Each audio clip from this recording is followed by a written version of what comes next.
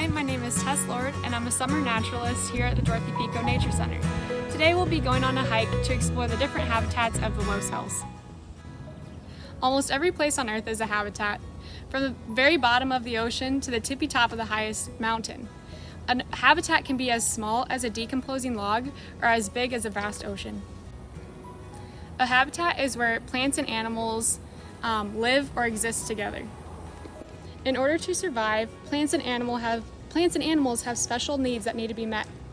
Animals need food, water, shelter, and air, and plants need air, water, nutrients, and light.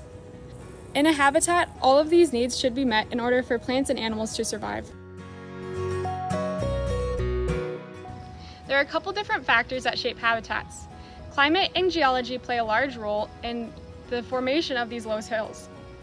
The geology of these Los Hills is unique because it was formed by the wind depositing glacial flour over thousands of years, and it's the climate that brings these hills to life.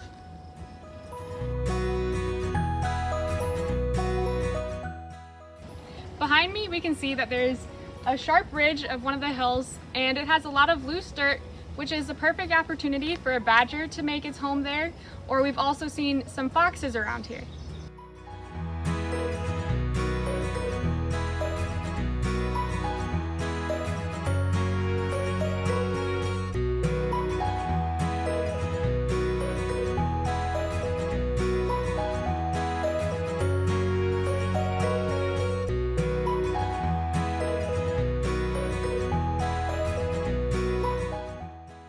Prairie plants are able to survive and thrive because they have adapted to these harsh conditions. Plants have developed deep root systems and narrow leaves to help reduce water loss. The Los Hills are also unique because they are home to many endangered animal and plant species. Yuccas are one of the plants that are unique to the Los Hills. They are only found in the Los Hills. The only place they are found in Iowa is in the Los Hills. They are a great example of the prairie plants because they're narrow leaves and they're deep roots. So like I said, plants need air, which it is surrounded by, so that's covered. They need water, and their roots extend 20 feet deep, so that allows them to get a lot of water, as well as nutrients, which is one of their other requirements. And it also needs light. Because there are not many trees up here, it gets plenty of light to grow and survive.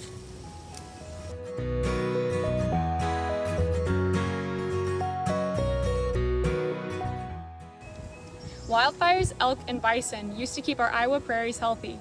Now that wildfires are no longer a major natural disaster that happens here, trees and shrubs are beginning to take over our prairies.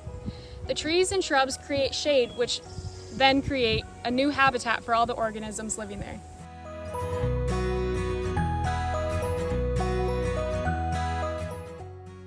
Ornate box turtles and bull snakes are two species that are found in the Los Hills, and they are both at risk because of habitat degradation.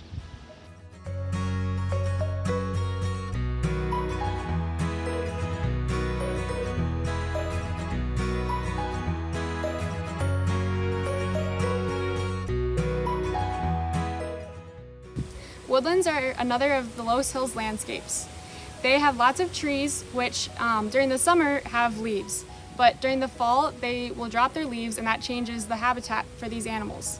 So during the summer, squirrels, for example, will collect lots of acorns so they can prepare for hibernation in the winter. During the winter, birds will migrate and leave this area because it's too cold, so that's another way of them adapting to these woodlots.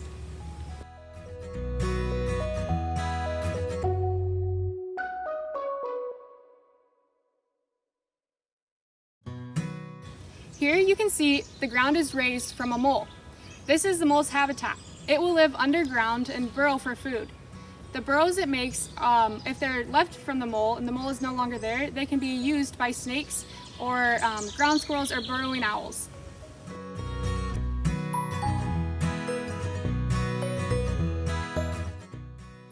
Raccoons are one of the animals that we frequently find in our woodlands. Raccoons are omnivores, so they eat nuts, berries, or mice, and so those can be found around here. And they also are, to live, they also need water, and we are not too far from the Big Sioux River, or we also have our water feature where they can get water from.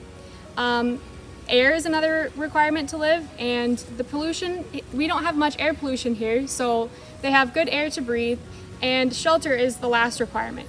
These big trees, a lot of times they'll have exposed roots like this, and those are perfect spots for raccoons to build their dens.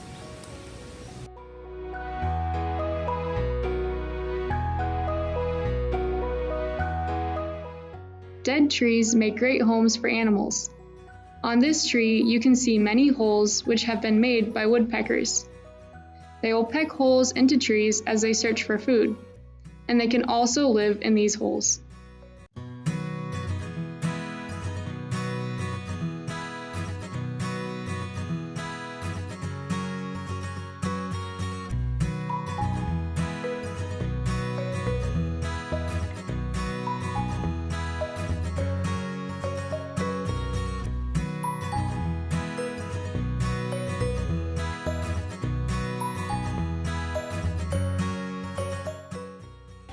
Forested areas are home to many different bat species.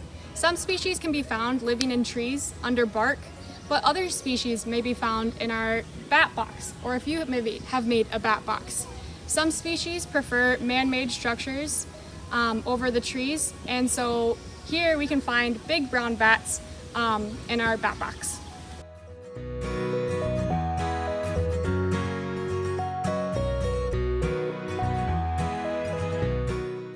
Here is the Nature Center's water feature. Although ours is man-made, this is a great example of a freshwater habitat. It is home to many different organisms. Here you can find water striders, frogs, toads, algae, and birds and mammals will use it for drinking water. These are great indicators of healthy habitats.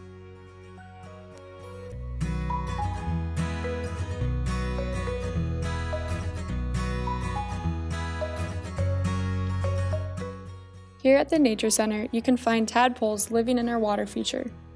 Like all other organisms, they require food, water, shelter, and air. For food, they will eat algae when they are young, and then plant leaves and mosquito larvae as they grow older. They live in water, so that need is met. They will use rocks and plants for shelter, and for air, the tadpoles have gills like fish. They pass oxygenated water through their gills and absorb the oxygen there. Thank you for joining us on our virtual hike today as we explored the Loess Hills habitats. Be sure to like us on Facebook and Instagram and subscribe to our YouTube.